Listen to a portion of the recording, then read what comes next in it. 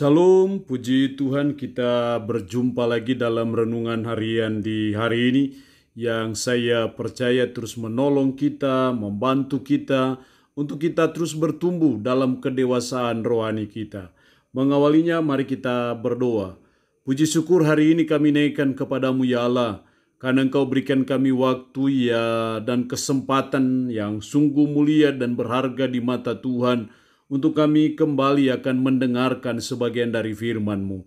Roh-Mu yang kudus, tolonglah kami, urapilah dan berkatilah kami dengan kebenaran firman-Mu di hari ini. Berfirmanlah ya Tuhan, kami sudah bersedia untuk mendengarkannya. Dalam nama Tuhan kami Yesus Kristus kami berdoa. Amin. Nats firman Allah yang menjadi perenungan kita bersama di hari ini, saya ambil dari Injil Lukas pasal 2 ayatnya yang ke-14. Demikian firman-Nya, kemuliaan bagi Allah di tempat yang maha tinggi dan damai sejahtera di bumi di antara manusia yang berkenan kepadanya. Demikian kebenaran firman Allah di hari ini yang mengajar kita, menasihati kita, meresponi kelahiran Sang Juru Selamat.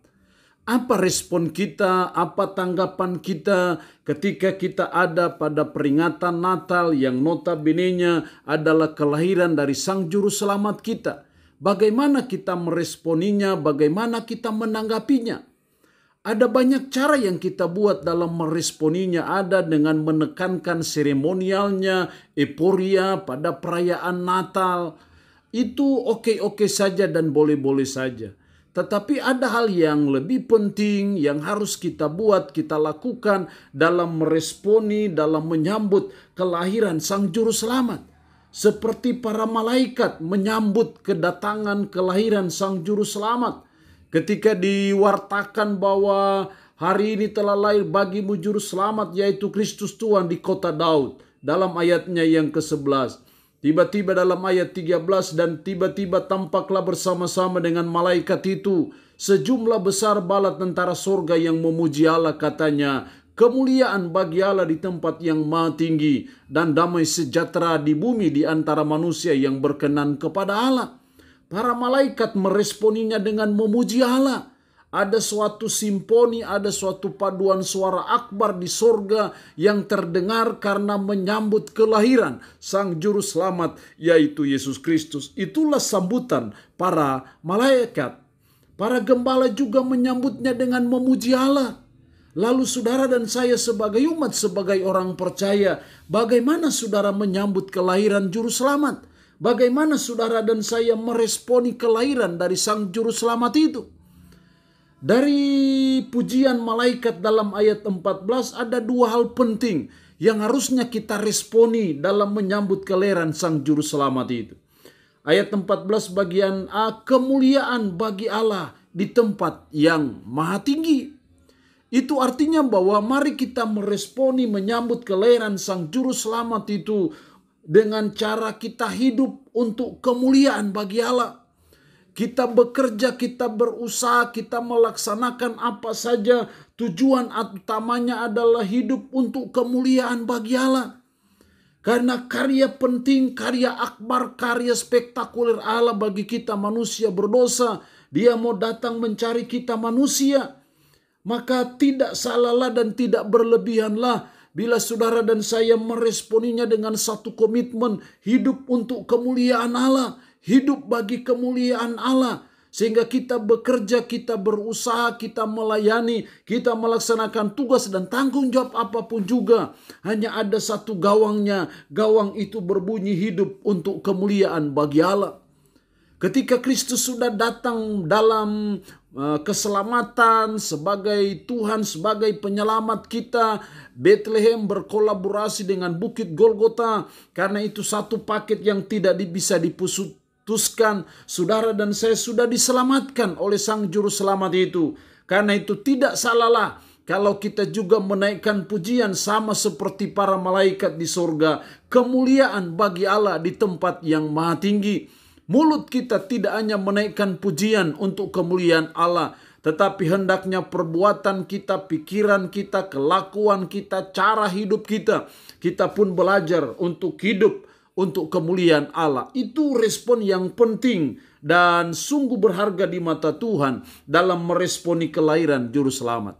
Yang kedua, dalam meresponi kelahiran juru selamat, ayat 14 bagian B, dan damai sejahtera di bumi di antara manusia yang berkenan kepadanya. Damai sejahtera di bumi.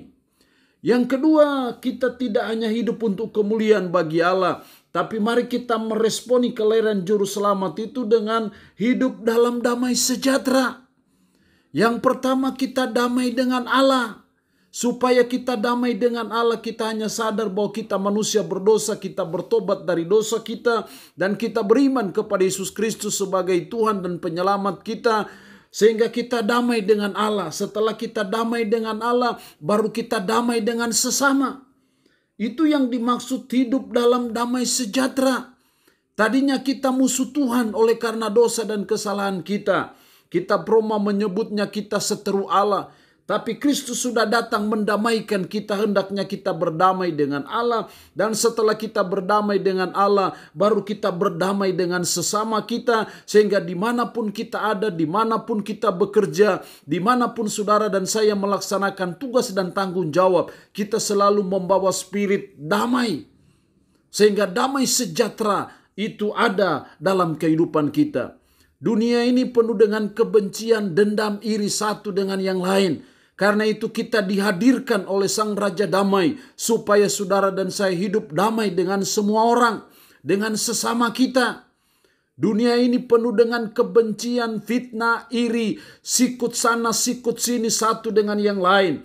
Yesus Kristus mendatang ke dalam dunia sebagai Raja Damai. Hendaknya saudara dan saya mewarisi DNA dari Sang Raja Damai itu. Sehingga dimanapun kita ada, dimanapun kita bekerja, dimanapun saudara dan saya menunaikan tugas dan tanggung jawab sebagai masyarakat, sebagai apapun juga, kita selalu membawa spirit rukun dan damai satu dengan yang lain karena kita mewarisi DNA dari Sang Raja Damai. Kalau hidup kita bawa kerusuhan, bawa kebencian, dendam, itu pertanda bahwa kita bukan anak-anak dari Sang Raja Damai. Kalau kita anak-anak dari Sang Raja Damai, harusnya kita punya DNA dari Sang Raja Damai. Sehingga kita bangun keluarga, kita hidup damai. Bertetangga, kita hidup damai. Kita bekerja, bersosialisasi, bermasyarakat, berbangsa dan bernegara. Kita selalu hidup rukun dan damai. Itu DNA dari Sang Raja Damai yang harus ada dalam hidup kita sebagai umat, sebagai orang percaya. Sehingga kita bawa hidup yang rukun dan damai antara satu dengan yang lain. Allah yang punya firman ini memberkati kita dengan firman-Nya di hari ini. Amin. Mari kita berdoa. Puji syukur untuk kebenaran firman-Mu di hari ini. Meresponi kelahiran Sang Juru Selamat. Tuhan, tolonglah kami supaya kami hidup untuk kemuliaan Allah. Tolonglah kami supaya kami hidup dalam damai sejahtera. Kami berdamai dengan Allah, kami juga berdamai dengan sesama kami. Sehingga dimanapun kami ada, dimanapun kami bekerja, dimanapun kami menunaikan tugas dan tanggung jawab kami, Tuhan tolonglah kami supaya kami membawa spirit dari Sang Raja Damai, hidup rukun dan damai satu dengan yang lain. Tanamkan dan meteraikan firman dalam hati dan pikiran kami. Sanggupkan kami untuk bisa menjalani hidup ini sesuai dengan firman-Mu. Berkat Tuhan bagi umat-Mu yang boleh mendengarkan renungan harian di hari ini. Umat-Mu yang dalam keadaan sakit, tambah berdoa dalam nama Yesus. Tuhan jamah, Tuhan sembuhkan dari sakit penyakit yang diderita. Terpuji-pujilah nama-Mu ya Tuhan. Dalam nama Tuhan Yesus Kristus kami berdoa. Amin. Shalom. Tuhan Yesus memberkati kita semua.